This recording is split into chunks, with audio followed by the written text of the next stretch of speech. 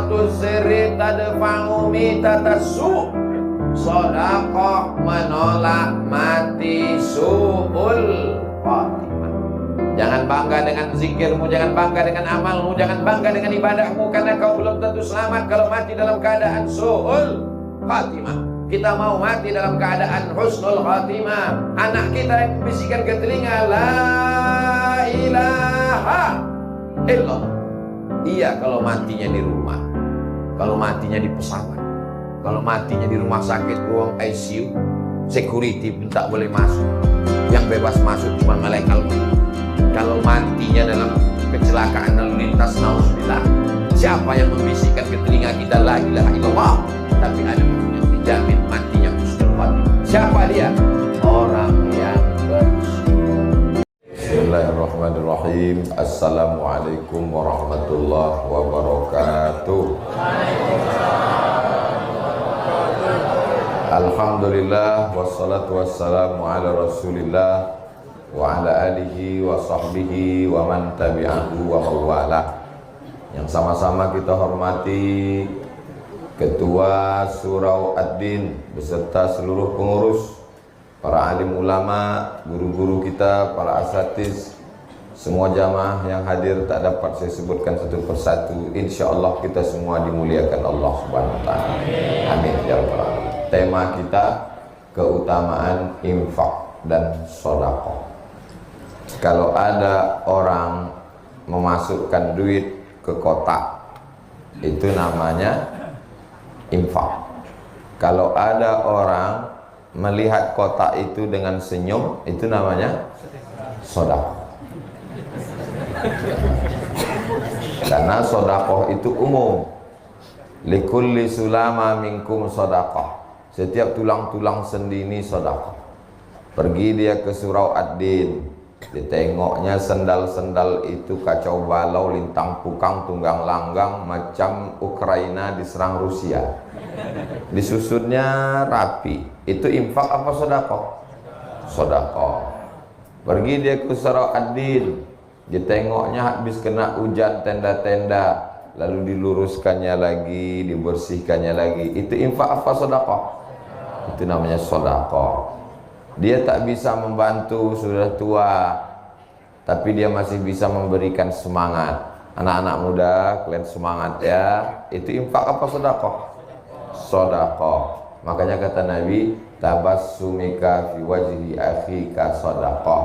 Senyummu ke wajah saudaramu itu adalah sedekah. Sedangkan infak, wa anfiqu min thayyibati ma kasabtum. Berinfaklah kamu hasil usaha. Ngasih duit itu infak, ngasih air putih itu namanya infak, mengasih kue itu infak. Ntar lagi kue datang. Kalau benda dia dalam bentuk materi itu infak. Kalau bendanya tidak hilang-hilang sampai hari kiamat, itu namanya wakaf. Misalnya ngasih tanah, apakah hilang tanah Surau Ad-Din ini? Tak hilang. Ada yang makan tanah sini? Tak ada. Tanah Surau Ad-Din tak hilang sampai hari kiamat. Itu namanya wakaf. Wakaf tidak boleh hilang. Makanya tidak bisa wakaf lilin. Saya wakafkan lilin ini, tak bisa. Karena lilin setelah dibakar hilang.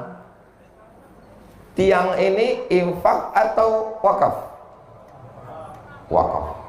Tiang ini tak boleh hilang. Andai Surau Ad-Din ini 20 tahun lagi berubah menjadi Masjid Ad-Din 10 lantai, maka tiangnya ini tak boleh hilang. Tiangnya ditumbangkan, tetap dijadikan lantai pondasi dasar. Tak boleh hilang tiangnya, karena dia wakaf. Orang dulu menyerahkan duit ke Surau Ad-Din ini, akadnya adalah wakaf. Barang wakaf tak boleh hilang. Jadi kalau ada renovasi masjid, semua yang ada di masjid itu mesti balik. Andai terpaksa mesti dijual, duitnya tetap balik lagi ke masjid. Tak boleh hilang. Ini diantara perbedaan antara wakaf, infak, sedekah. Kalau zakat Pak Ustaz, kalau zakat wajib infak, wakaf, sedekah itu sunnah. Kalau zakat dia wajib dan ada haulnya setahun sekali dan ada nisabnya, ada batasnya. Kalau zakat, wakaf, infak tak ada batasnya. Misalnya punya kambing 40 ekor, maka dikeluarkan zakatnya 1 kambing. Punya onta 5 ekor, dikeluarkan zakatnya 1 kambing. Punya emas 85 gram, dikeluarkan zakatnya 2,5%. Katanya ada emas yang tak dizakati Pak Ustadz. Ada, Mas Parno, Mas Paijo. Mohon maaf Mas Jantis. Nah, inilah dia 4 yang mesti dibedakan: zakat, wakaf, infak, sedekah. Jadi nanti kalau anak ibu, anak bapak bertanya, mak ya, apa beda zakat, wakaf, infak, sedekah? Udah dijelaskan Ustaz Somad itu tadi, cuman aku tak bisa ngulangnya lagi, tak apa-apa kata dia. Aku tadi tak dapat tempat duduk, jadi saya berpikirkan semuanya. Mudah-mudahan semua kita ini selalu dalam rahmat Allah SWT. Keutamaan infak dan sedekah. 1. As-sadaqatu tadfa'ul bala. Sedekah menolak bala. Andai kita ditakdirkan hari ini menabrak seekor ayam, tertulis di Lauhil Mahfuz, hari ini, hari apa ini? Hari Sabtu, bahwa kamu dalam perjalanan ke Concong menabrak seekor ayam, lalu kemudian bersedekah, maka dihapus, tak jadi menabrak ayam. Janji Allah SWT, disampaikan Nabi Muhammad SAW. As-sadaqatu tadfa'ul bala. Makanya orang tua-tua kita dulu selalu mengatakan sedekah tolak bala. Makanya kalau udah sedekah tolak bala, makan aja. Ada daging kambing, makan, karena itu tolak bala. Dan kabarnya kambing di tembilahan ini tidak mengandung kolesterol, karena kambing di sini mengandung anak kambing.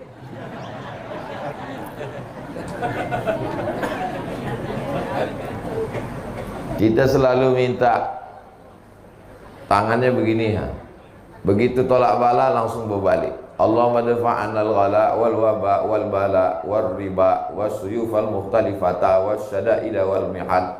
Menolak segala bala. Dia lupa ada satu lagi cara menolak bala adalah apa pula bersolawat. Solawat betul juga, tapi tema kita ini bersedekah.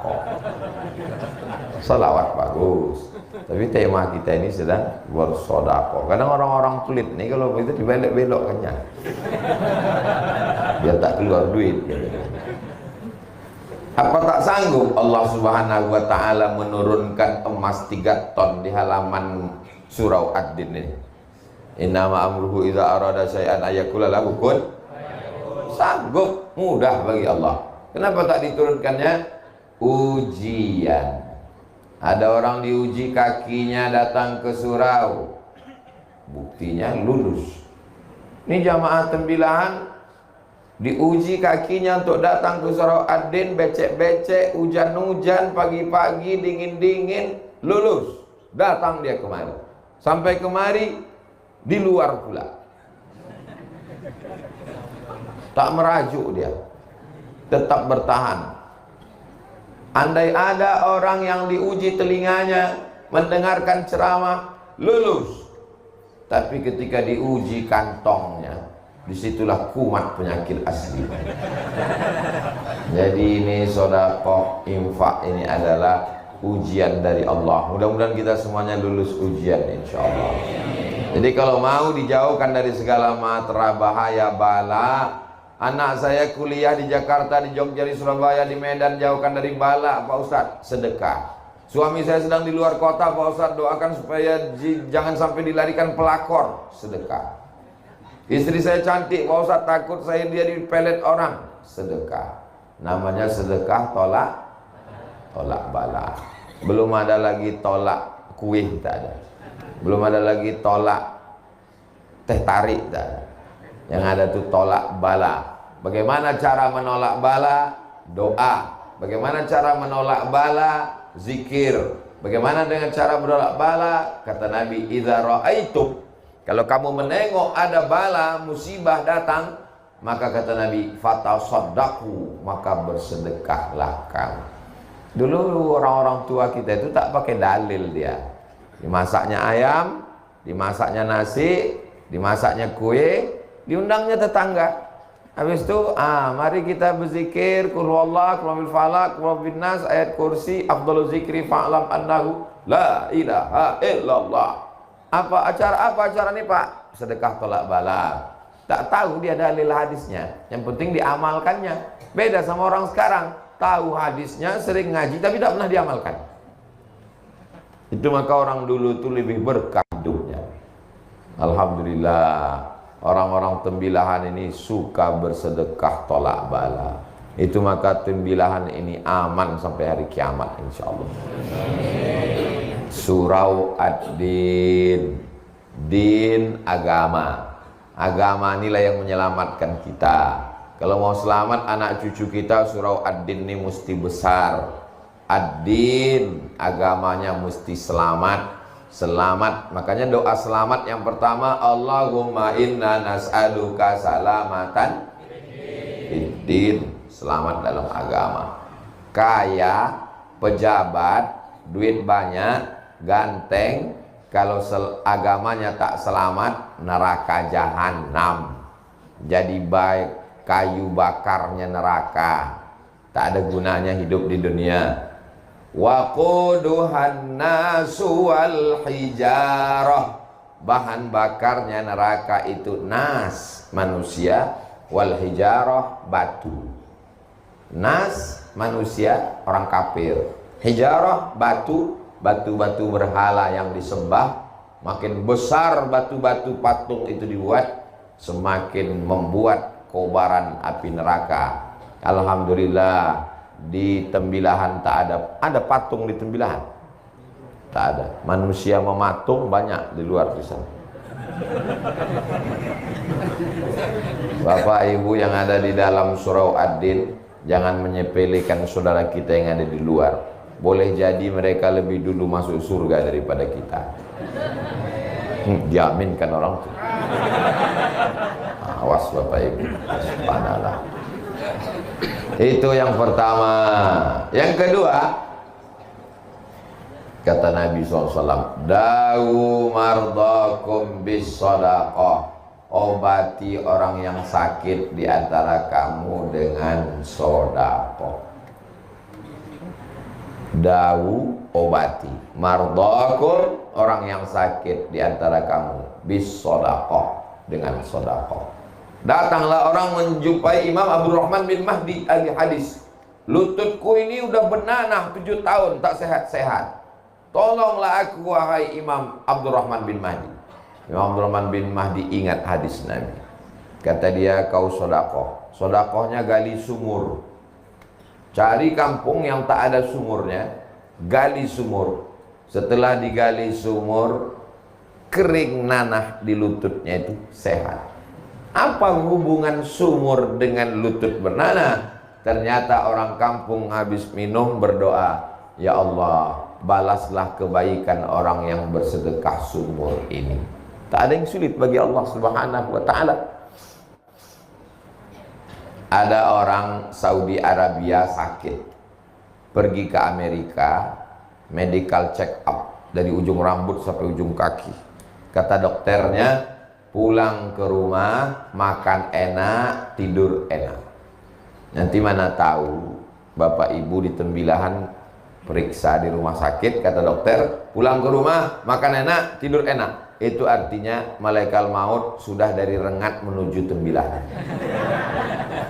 Sudah tak ada obatnya. Malaikat maut sudah di jalan. Kata dia, tak ada obatnya lagi nih Bu, pulanglah. Ingat dia hadis Nabi, dawu mardakum bisadaqah. Pulang dia ke Saudi Arabia, sedekah. Habis itu dia berangkat lagi cek terakhir. Heran dokter itu, kau makan apa? Biasa. Pakai herbal apa? biasa, tak ada apa-apa.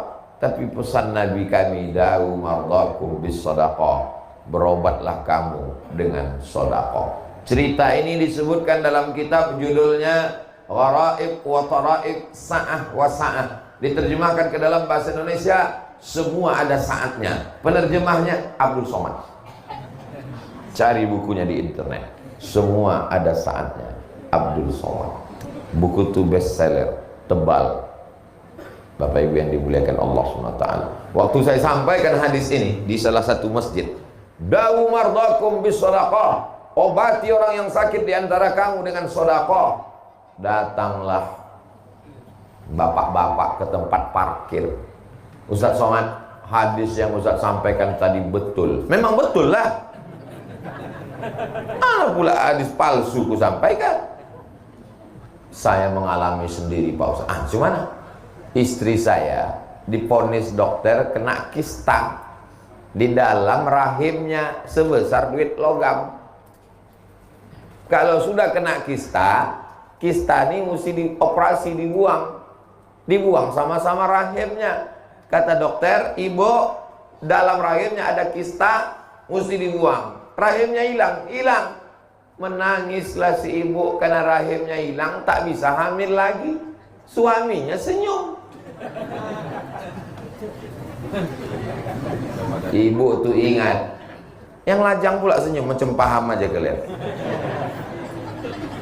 Ibu tuh ingat hadis Nabi, da'u mardakum bis sadaqah, obati yang sakit dengan sedekah. Dia pun bersedekah, diundangnya anak yatim, fakir miskin. Lalu kemudian dia cek lagi, rupanya kista itu mengerut, hilang. Kata dokter, ibu nggak perlu operasi, rahimnya sehat dan bisa hamil lagi. Ibu itu tersenyum, bapak itu pula menangis. Gagal.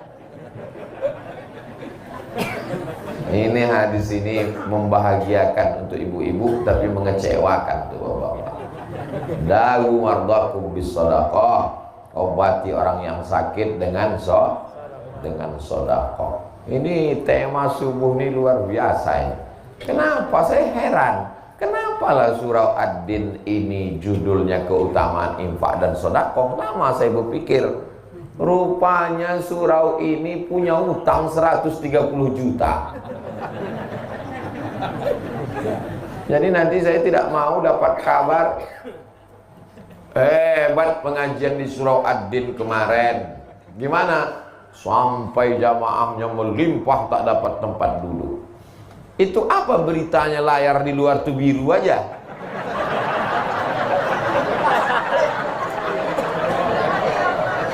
Hah? Yang anehnya layar tuh biru, bapak-bapak tuh tetap menengok layar.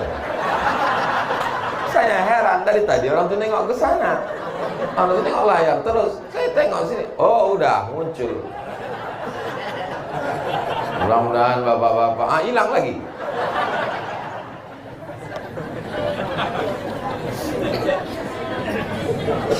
Bapak Ibu yang dimuliakan Allah Subhanahu wa taala.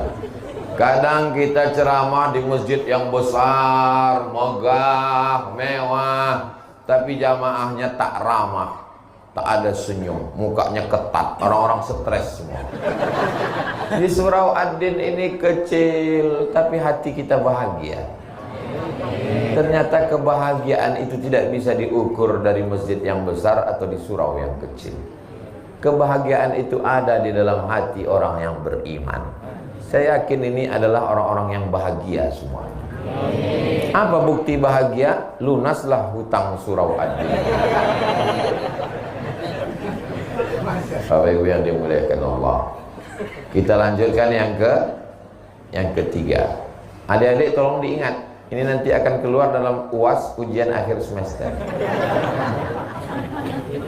Ketiga, waktu orang sudah mati, masuk ke liang lahat, ditutup pakai papan, ditimbun dari atas. Setelah itu mobilnya pulang, dan tak lama sesudah itu namanya di STNK BPKB berganti dengan nama orang lain. diganti di kantor Samsat. Kenapa berganti? Karena Pak Polisi tak mau menangkap almarhum. Kalau tak percaya tanya sama Pak Polisi. Lalu kemudian rumahnya dijual, dibagi ke ahli waris. Istri dan anaknya di tepi kubur menangis, menetes air mata, berdoa Allahumma filahu. Habis itu pun pulang semua ke rumah. Wa yabqa wahidun, yang tinggal di kubur itu cuma satu. Yang satu yang mengalir itu yang disebut Nabi shadaqatun jariyah. Jariyah artinya mengalir sampai hari kiamat. Kalau membacakan Al-Fatihah mesti disebutkan ila ruhi fulan bin fulan Al-Fatihah, baru sampai. Tapi kalau untuk sedekah jariyah, siapa yang berwakaf tanah Surau Ad-Din nih, saya tak tahu namanya. Tapi dari mulai ayat yang saya baca jadi imam tadi, tausiah, zikir dan doa, mengalir pahalanya ke orang yang berwakaf Surau Ad-Din sampai hari kiamat. Zuhur, asar, maghrib, isya, i'tikaf, salat Ramadan, tarawih, mengalir. Itulah yang diingin-inginkan orang mati, mendapatkan pahala yang tak putus. Ibu-ibu masih ada wirid Yasin? Ada. Begitu pas, jangankan mati, maaf cakap, sedang halangan aja udah tak datang. Ibu anu kok nggak datang? Ya dia belum bisa datang. Kenapa? Anaknya masih kecil. Oh, ibu yang satu lagi anaknya kan udah besar. Anak yang besar tuh pula menitipkan anak kecil. Dulu tak datang wirid Yasin menjaga anak, sekarang tak datang wirid Yasin menjaga cucu. Belum lagi mati udah berhenti wirid Yasin. Tapi ada yang mengalir sampai hari kiamat. Itulah dia shadaqatun jariyah. Bapak ibu mau dapat amal mengalir sampai hari kiamat tak putus? Lunaskan hutang Surau Ad-Din. Ini memang iklan ini setiap 5 menit kali mesti diulang terus. Jadi ingat dia. Yang keempat, orang-orang mati itu ditanya sama Allah. Orang mati itu bisa tak ngomong? Tak bisa. Oh, jadi pas malaikat menanya, "Marabbuka?" Tak bisa. "Man nabiyuka?" Tak bisa. "Ma kiblatuka?" Tak bisa. Orang mati itu bisa tak bicara? Bisa. Kenapa kita tak mendengar? Kalau sampai kita dengar, mati kita. Allah sayang sama kita. Mau kesini pula duluan infaknya. Saya sangka dari sana tadi, rupanya dari sini duluan.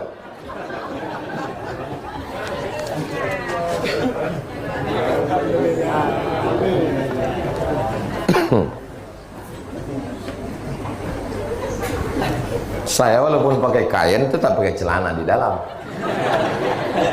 Itu makan dompet saya di dalam. Orang-orang mati itu ditanya Allah Subhanahu wa ta'ala, "Hei mayat-mayat, jenazah-jenazah, maukah kalian hidup lagi?" Ditanya Allah Ta'ala.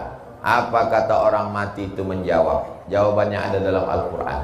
"Laula akhartani ila ajalin qarib." Tolonglah kasih aku hidup walaupun semenit saja. Kalau ku kasih kau hidup semenit, kau mau apa jenazah? Apa kata jenazah? Fa asaddaqa wa akum minas salihin. Ternyata jenazah itu jawabannya satu. Kalau kau kasih aku hidup ya Allah, aku mau bersedekah. Kenapa jenazah itu tak menjawab? Hidupkan aku mau haji. Hidupkan aku mau tahajud. Hidupkan aku mau kawin lagi. Hidupkan aku mau. Kenapa dia mau sedekah? Dikaji oleh para ulama. Karena pahala yang langsung mengalir ke kubur adalah pahala sedekah. Begitu meninggal, langsung mengalir kerannya ke kubur liang lahat. Orang-orang yang berwakaf surau ad-din ini, kalau hidup dia dimudahkan Allah segala urusannya. Kalau dia sudah meninggal, dilapangkan kuburnya sejauh mata memandang, dijadikan makam liang lahatnya salah satu dari taman-taman surga, dijauhkan kuburnya dari lubang-lubang neraka. Maka usahakan kalau bisa. Kalau tak bisa ya tak apa-apa. Saya kan ustadz, saya tidak bisa memaksa. Saya tidak bisa bawa pedang subuh ini lalu sedekah. Kalau tak sedekah aku pancung nanti. Oh, tak bisa. Ini ustadz radikal kepala kau kena pukul. Ustadz itu artinya da'i. Da'i itu hanya mengajak. Saya mengajak Bapak Ibu, tak ada untungnya untuk saya. Kumpulkan duit Bapak Ibu, nanti akan saya bawa ke Pekanbaru untuk bangun pesantren saya. Abdul Somad tak begitu. Mengajak jamaah ngumpulkan duitnya untuk bangun pesantren Jil As-Salamah. Kumpulkan duit orang tembilahan, duitnya untuk membangun pesantren Hayatul Quran. Kumpulkan duit jamaah subuh untuk bayar utang surau ad-din. Bukan duit orang tembilahan dibawa ke Pekanbaru untuk membangun pesantren, menyelesaikan masjid Ustaz Somad. Bapak Ibu yang kaya-kaya yang ada duit mau menolong masjid ad-din, saya tak ada untungnya sama sekali. Dan kalau Bapak Ibu masuk neraka, saya juga tak ada ruginya sama sekali. Cuman kalau saya masuk surga nggak ada Bapak Ibu, rasanya nggak enak. Nggak ada lo, nggak rame guys. Orang beriman itu tidak egois. Orang beriman itu kalau masuk surga, dia tidak hanya sekedar jumpa bidadari, makan, minum, dak. Yang pertama dia tanya, kawanku di surau ad-din dulu mana? Kemana kawanku yang ada di surau ad-din dulu? Rupanya orang surau ad-din sudah masuk surga Jannatul Firdaus semua insyaallah. Amin. Sebagaimana kita bersama di surau ad-din, begitu juga lah nanti kita bersama Rasulullah sallallahu alaihi wasallam. Saya yakin dan percaya surau ad-din ini nanti ke depannya besar karena lapangannya masih luas, berubah menjadi, ini dekat dari masjid. Jauh. Nah, kalau dekat dari masjid dia tak bisa dua masjid berdekatan Jumat kalau jamaahnya tak cukup, apalagi dalam mazhab Syafi'i yang ketat. Tapi kalau masjid jauh, nah ini dirubah nanti ke depan lebih besar, ada MDA-nya. Kalau tak bisa ke samping, ke atas. Kalau tanahnya luas, ke samping. Kalau tanahnya tak luas, naikkan bangunan ke atas. Di Pontianak, Kalimantan Barat, ada masjid Ustadz Lukman. Di pemukiman saudara kita Tionghoa, tak bisa lagi ke samping, dinaikkan ke atas. 6 lantai masjidnya. Bisa. Di lantai atasnya ada kantor, takut pula tersangkut di kipas. Di lantai atasnya ada hotel, dibuat hotel bintang 5. Di atas lantai atasnya ada ruang pertemuan convention hall. Di bawahnya masjid. Bisa saja, di Mesir banyak begitu. Di bawah masjid, di atasnya hotel, di atasnya kondominium, di atasnya apartemen.